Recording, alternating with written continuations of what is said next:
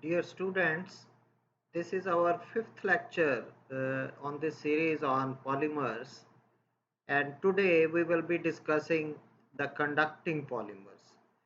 Conducting polymers, they are very recent polymers which have been discovered in late 70s, and these are the polymers which are conjugated in nature, and they have an extended pi orbital system, and because of the presence of this pi orbital system, the electrons, they can move easily from one end of the polymer to the other end of the polymer.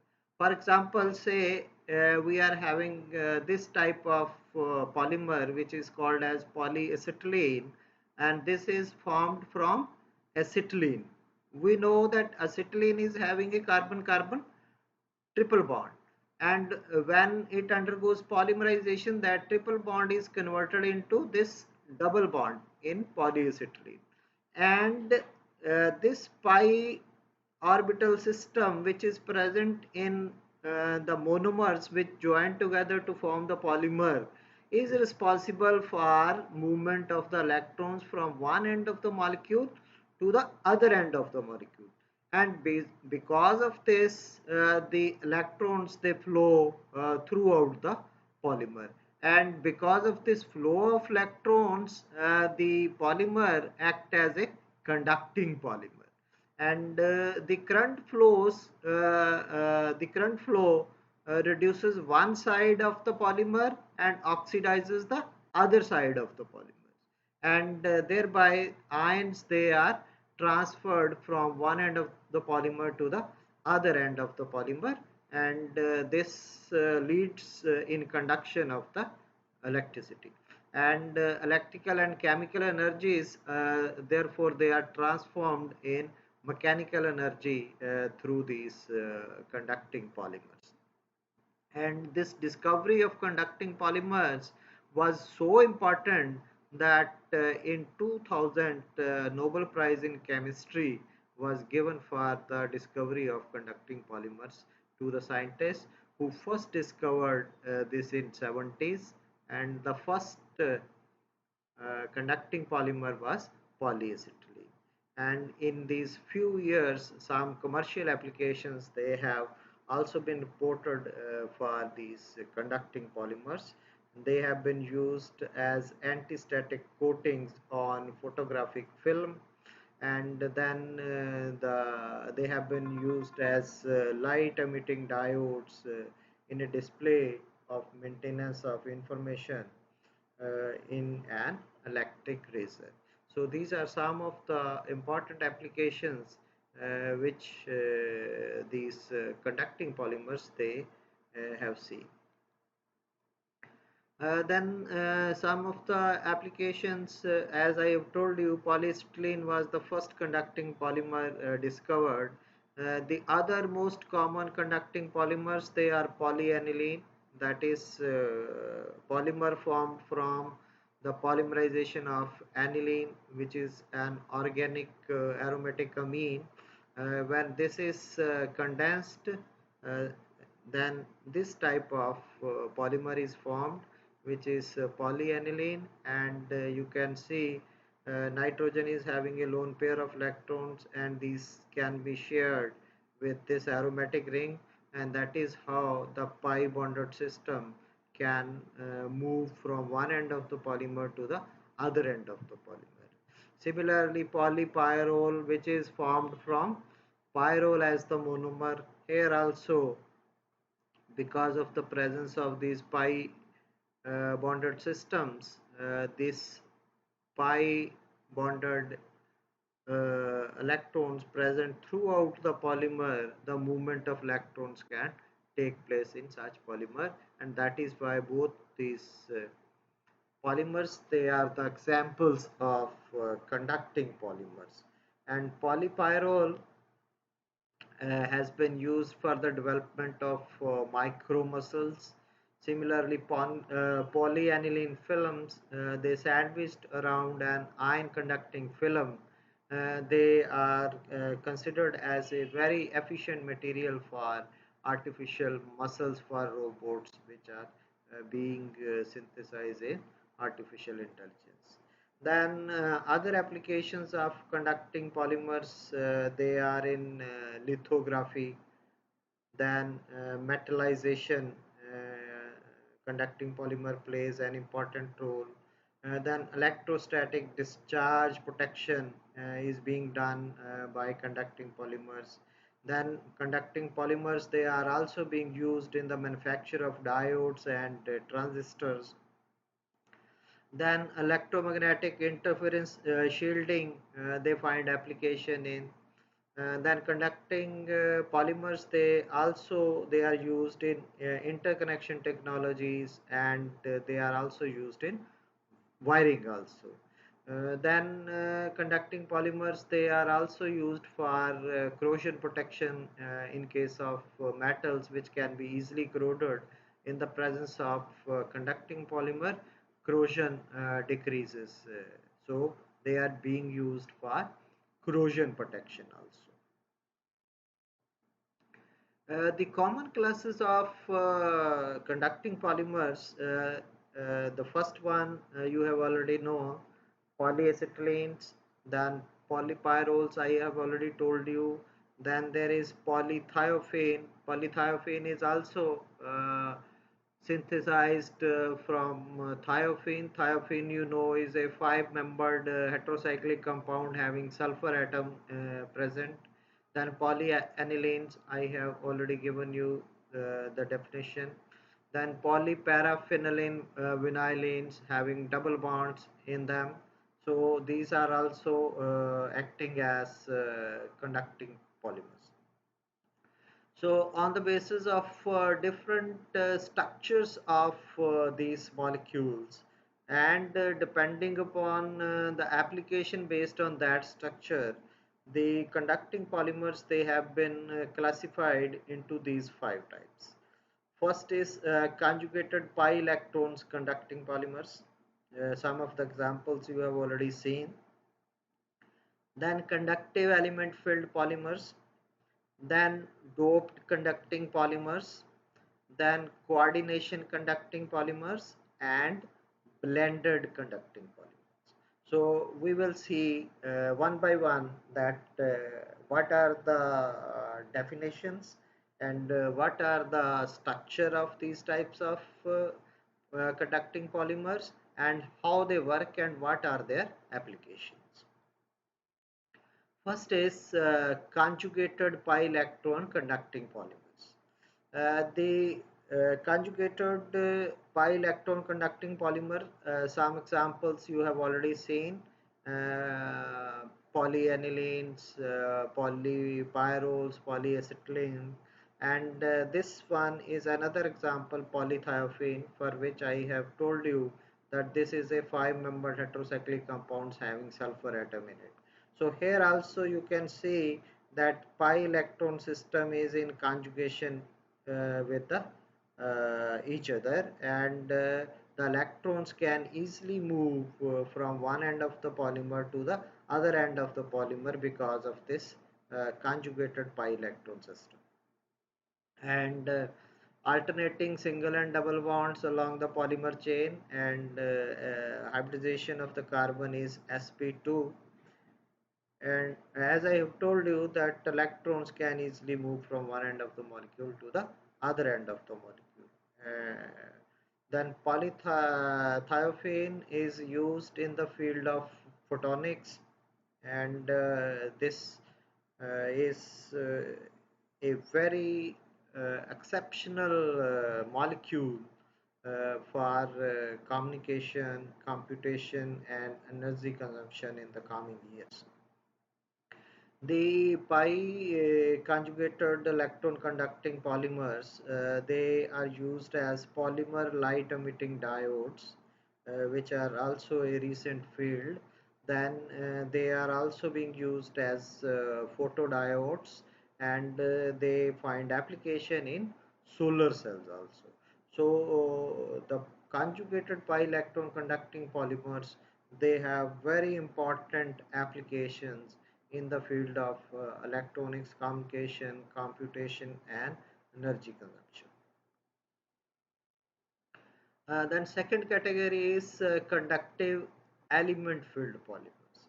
So here what is done is, here the conducting polymers, they are filled with conducting elements such as carbon black, metal salts or metallic fibers.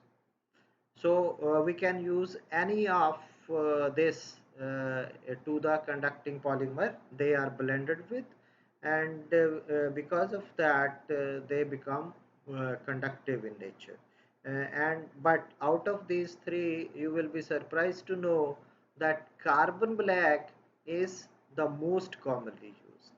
Metals are less commonly used in comparison to carbon black, and we know that metals, they are very efficient conducting materials, but they are less commonly used in comparison to carbon black.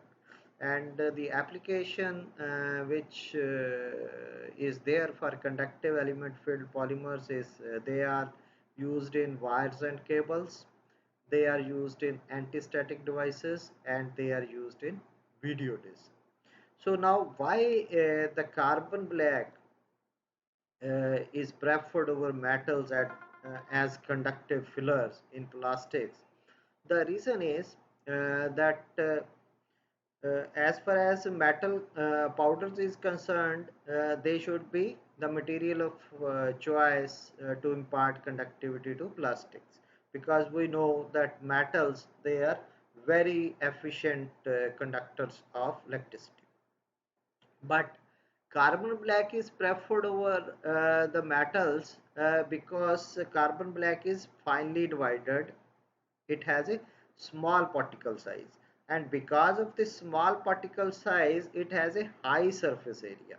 And because of this physical form, difference in physical form between carbon black and the metals, the carbon black imparts more efficient conductive properties to the plastic in comparison to metals. And when comparison is done, it has been found that the carbon black is effective in as low as concentration of 10%, while same efficiency cannot be achieved by metals even by 80 to 90% concentration. So that is why carbon black is preferred over metals. And in terms of economy also, the carbon black is cheaper than many of the metals. So that is why this is preferred. So based on price as well as performance, carbon black is better as a filler in case of conductive element filled polymers. So that is why this is used in preference to metals. The next category is doped element filled polymers. So what happens is that the conducting polymers which we are synthesizing, they are not truly conducting. And if we are to synthesize truly conductive polymer or plastic, then we have to dope those polymers with other elements such as gallium and selenium. And we know that these materials, gallium and selenium, they are used in semiconductors.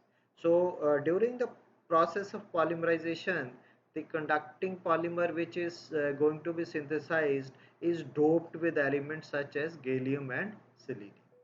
So by doping these polymers with gallium and selenium, we will get a truly conductive type of polymers, which are called as doped element filled polymers.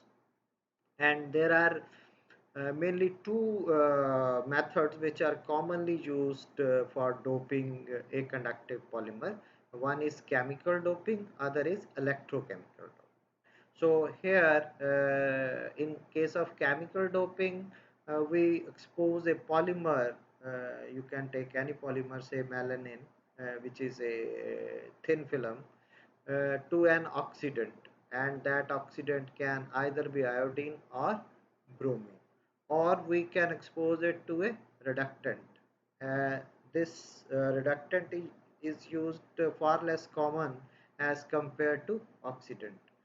But this typically involves alkali metals like sodium and potassium, but this oxidant doping is preferred in case of chemical doping. Then electrochemical doping is where the polymer coated working electrode is suspended in an electrolytic solution. So in which the polymer is insoluble along with the separate counter and reference electrode. Then an electron potential difference will be created between the electrodes and which will cause a charge, and because of this charge there will be a movement of the electron. Then electron addition or removal can be done very easily. Either we can do AND doping or we can do P doping for addition of electron or removal of electron. And most common examples of doped conducting polymers, they are polyaniline and polypyrrole. So if we dope polyaniline and polypyrrole with gallium or selenium, we can synthesize truly conducting polymers, which will be called as doped element filled polymers. The next category is coordination conducting polymers. So here these coordination conducting polymers, or these are also called as inorganic conducting polymers. They are defined as the polymers formed from the reaction of a metal atom with a polydentate ligand. So here you are to add a metal to the polydentate ligand, and here the degree of polymerization of such polymer is very low, is less than equal to 20 only. So here we can synthesize these inorganic conducting polymers, and on the basis of synthesis these can be differentiated into three types. Type 1 of polymers, they will have a metal group tethered to the conjugated backbone by a linker, mostly an alkyl group. So these are these types of polymers. So here this will be the conducting polymer, and then metal group will be attached to this conducting polymer backbone polydentate ligand through an alkyl chain. So such type of coordination conducting polymers, they are called as type 1 conducting polymers. And here the polymer act as a conductive electrolyte, and metal ion act in a similar way to an untethered group present in the polymer matrix. Then is type 2 polymers. Here the metal is directly coupled to the polymer backbone. So you can see over here, this is the polymer backbone and metal is directly attached to the polymer backbone. So such type of inorganic conducting polymer or coordination conducting polymers, they are called as type 2 conducting polymers or type 2 coordination conducting polymer. So here, because of the lesser distance between metal and the polymer backbone, it is easier for the polymer and metal group to affect each other's properties directly. So here these will be more efficient in comparison to type 1 coordination conducting polymers. Then third type of polymers, coordination conducting polymers, they have metal group directly incorporated between the conjugated backbone. So for example, you can see over here, this is our conducting polymeric backbone. One part, this is other polymeric chain, and the metal ion is present, is incorporated in between this chain. And in this type of metal group has greater influence on the properties of the conducting polymer, because this is incorporated within the system. Here it was at the surface of the system. Here it is present within the system.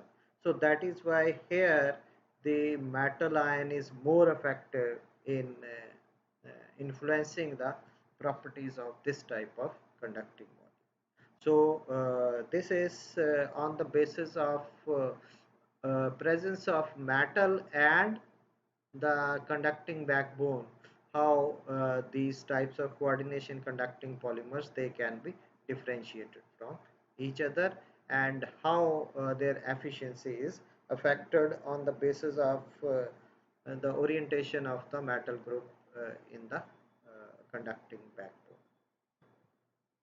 Then last is blended conducting polymers. The blended conducting polymers, these are those polymers which are obtained by blending a non-conducting conventional polymer with a conduction polymer either by physical or chemical change. So here what happens is we can do the blending in two ways. Either when we are synthesizing a conducting polymer, we can chemically incorporate the copolymer which is non-conducting in nature, or physically we can mix a non-conducting polymer and a conducting polymer. So such type of process is called as blending a non-conducting conventional polymer with a conduction polymer by physical or a chemical change.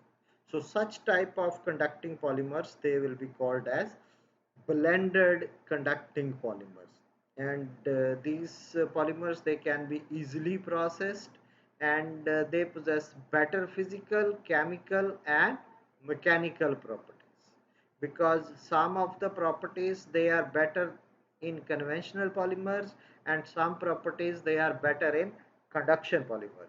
So when we will mix them, then their overall properties they will be better, that is physical, chemical or mechanical properties. And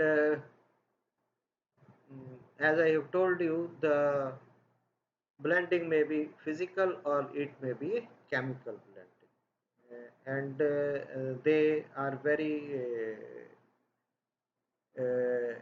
they are finding good application in commercialization of these types of conducting polymers. So this is the book which has been consulted for preparing this lecture, Chemistry for Engineers by me and Anupama Parmar. This is published by Alpha Science UK, and national edition of this book has been printed by Narosa, New Delhi. Thank you very much.